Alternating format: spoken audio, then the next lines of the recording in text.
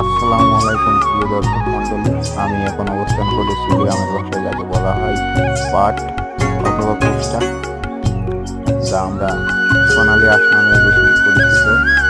আমাদের দেশে এই সোনালী আঁশ অধিক পরিমাণে উৎপাদন করা হয়, যা আমাদের দেশের কৃষক তাদের শ্রম বুদ্ধিমত্তাকে কাজে লাগিয়ে উৎপাদন করে।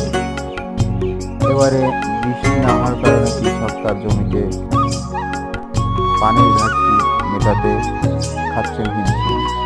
তারা সেচ পাম্প ব্যবহার করে জমিতে পানি দিচ্ছেন, যার ফলে ফসলের উৎপাদন অব্যাহত থাকে।